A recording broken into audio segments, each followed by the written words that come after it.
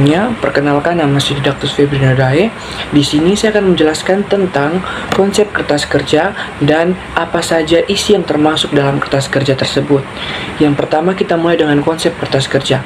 Kertas kerja audit merupakan berbagai catatan yang dilakukan oleh auditor terkait prosedur audit yang dijalankan, pengujian yang dilakukan, informasi, serta kesimpulan yang dibuat berdasarkan hasil auditnya. Maka dari itu, pengertian kertas kerja itu sendiri merupakan hasil pemahaman atas struktur atau susunan pengendalian internal, program audit, analisis, surat konfirmasi, memorandum, representasi klien, ikhtisar yang asalnya dari berbagai dokumen organisasi, dan daftar atau komentar yang dibuat dan diperoleh oleh auditor. Nah, kertas kerja audit pun dapat berupa data atau informasi yang disimpan dalam film, pita magnetik, atau media lainnya. Auditor pada laporan keuangan juga tentu harus berdasarkan standar auditing yang telah ditetapkan oleh IAI. Selanjutnya, saya akan menjelaskan materi tentang apa saja isi dari kertas kerja audit. Nah, berdasarkan SA seksi tahun 339 terkait kertas kerja pada paragraf kelima, dijelaskan bahwa kertas kerja ini harus bisa ataupun cukup membuktikan bahwa suatu catatan akuntansi harus sesuai dengan laporan keuangan atau informasi yang lain yang telah dilaporkan dan standar audit yang digunakannya. Umumnya, kertas kerja audit ini memiliki dokumentasi yang menunjukkan informasi terkait susah dilakukannya standar pekerjaan lapangan pertama, yakni pemeriksaan yang sudah direncanakan dan sudah dilakukan supervisi dengan baik.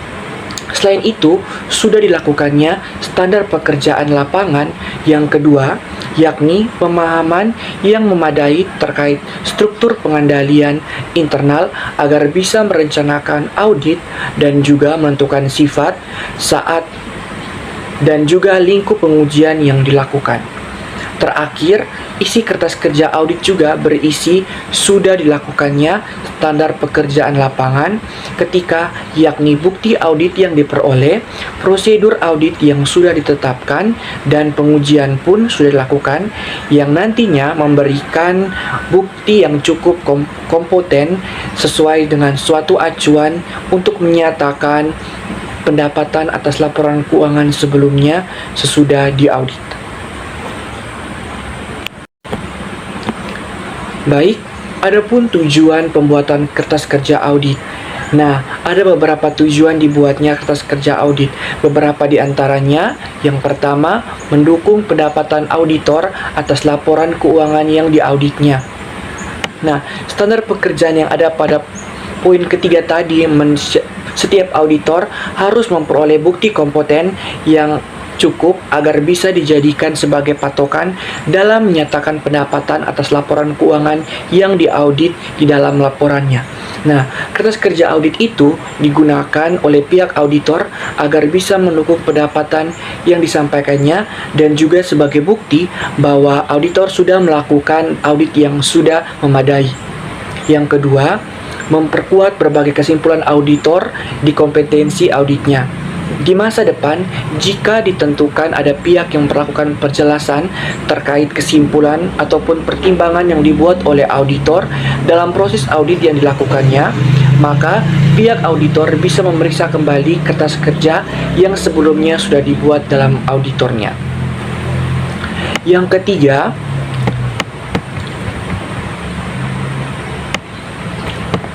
mengkoordinasi dan mengorganisasikan seluruh proses audit. Nah, kegiatan audit ini dilakukan oleh auditor yang terdiri dari suatu proses ataupun tahapan audit yang dilakukan dalam berbagai tempat, waktu, dan pelaksanaannya. Yang berikut tentang tipe kertas kerja audit. Tipe kertas kerja audit terdiri atas 5 bagian. Yang pertama, tentang program audit. Program audit merupakan daftar prosedur audit untuk seluruh unit unsur tertentu. Sedangkan prosedur audit adalah instruksi rinci untuk mengumpulkan tipe bukti audit tertentu yang diperoleh pada saat tertentu dalam audit. Yang kedua, working trial balance. Working trial balance adalah suatu daftar yang berisi saldo-saldo akun buku besar pada akhir tahun yang diaudit dan pada akhir tahun sebelumnya. Kolom-kolom untuk adjustment dan penggolongan kembali yang diusulkan oleh auditor. Dan yang ketiga, ringkasan jurnal adjustment.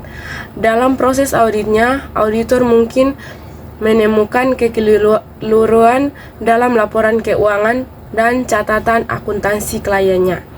Untuk membetulkan kekeliruan tersebut, auditor membuat draft journal adjustment yang nantinya akan dibicarakan dengan klien.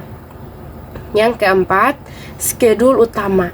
Schedule utama adalah kertas kerja yang digunakan untuk meringkas informasi yang dicatat dalam schedule pendukung untuk akun-akun yang berhubungan. Schedule utama ini digunakan untuk menggabungkan akun-akun buku besar yang sejenis yang jumlah saldonya akan dicantumkan dalam laporan keuangan dalam satu jumlah. Yang berikut kelima, schedule pendukung. Pada waktu auditor melakukan verifikasi terhadap unsur-unsur yang tercantum dalam laporan keuangan klien, ia membuat berbagai macam kertas kerja pendukung yang menguatkan informasi keuangan dan operasional yang dikumpulkannya. Dalam setiap schedule pendukung harus dicantumkan pekerjaan yang telah dilakukan oleh auditor. Oke, baik, selanjutnya saya akan menjelaskan bentuk kertas kerja. Bentuk kertas kerja ini terdiri dari 8 kolom, 10 kolom, dan 12 kolom. Pada umumnya kertas kerja berbentuk 10 kolom, tetapi ada juga yang menggunakan 8 kolom dan 12 kolom tergantung pada kebutuhan perusahaan. Nah, kertas kerja 8 kolom ini terdiri dari kolom neraca, saldo, kredit dan debit, dan kolom penyesuaian, yaitu kolom debit dan kredit, dan kolom neraca saldo disesuaikan, yaitu kolom debit dan kredit. Kemudian kertas kerja 10 kolom ini terdiri dari kolom neraca saldo, yaitu kolom debit dan kredit, dan kolom penyesuaian, yaitu kolom debit dan kredit, dan kolom neraca saldo disesuaikan, yaitu kolom debit dan kredit. Kolom laba atau rugi, yaitu kolom debit dan kredit, dan kolom neraca, yaitu kolom debit dan kredit. Berikut kita akan masuk dalam langkah-langkah penyusunan kertas kerja. Sebagai contoh kertas kerja yang digunakan adalah kertas kerja 10 kolom sebagai berikut. Yang pertama, menyiapkan kertas kerja dan mengisi kolom neraca sisa. Kolom neraca berdasarkan neraca sisa yang telah disiapkan atau dari saldo yang ada di akun buku besar. Dan yang kedua, mengisi kolom penyesuaian seakan-akan menjurnal data penyesuaian apabila nama akun yang harus disesuaikan belum ada di neraca sisa, maka akun tersebut dicantumkan di bawah akun-akun yang sudah ada. Dan yang ketiga yaitu mengisi kolom neraca sisa disesuaikan dengan jumlah-jumlah yang diperoleh dari penggabungan neraca sisa dengan jurnal penyesuaian untuk masing-masing akun. Yang berikut, jika letaknya sama maka langsung dijumlah, hasilnya dipindah ke kolom neraca sisa disesuaikan pada sisi yang sama. Dan yang berikutnya lagi, jika letaknya berlawanan maka diselisihkan, hasilnya dipindahkan ke kolom neraca sisa disesuaikan sesuai dengan sisi yang lebih besar.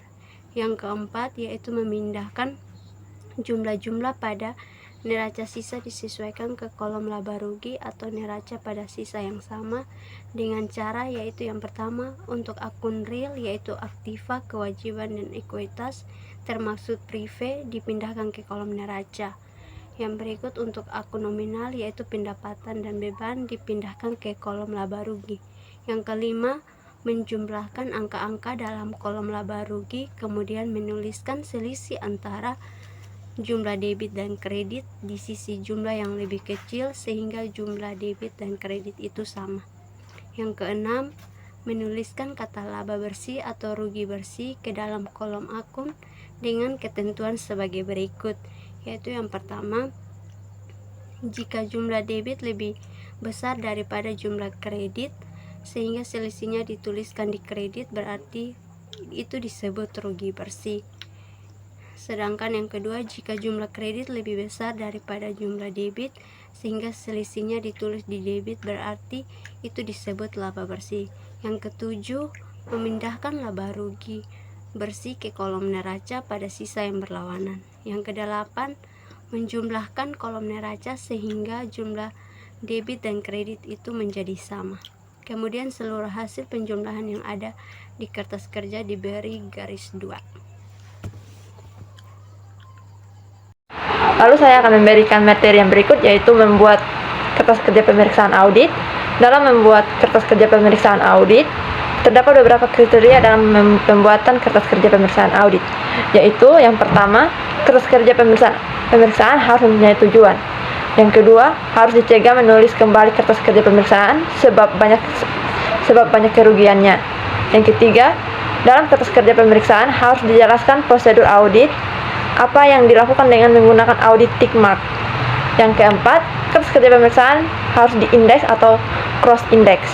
Yang kelima, kertas kerja harus diparaf oleh orang yang membuat dan mereview working papers sehingga dapat diketahui siapa yang bertanggung jawab. Yang keenam, setiap pertanyaan yang timbul pada review notes harus terjawab, tidak boleh ada open question.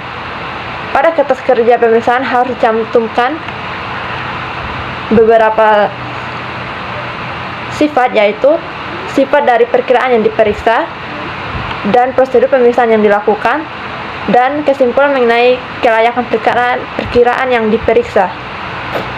Terdapat hal-hal tambahan, yaitu kertas kerja pemeriksaan harus rapi dan bersih, kertas kerja pemeriksaan harus mudah dibaca dan jelas, bahasa yang digunakan bahasa Indonesia atau Inggris harus baik, jangan hanya memfotokopi data dari klien, tapi diberi suatu penjelasan.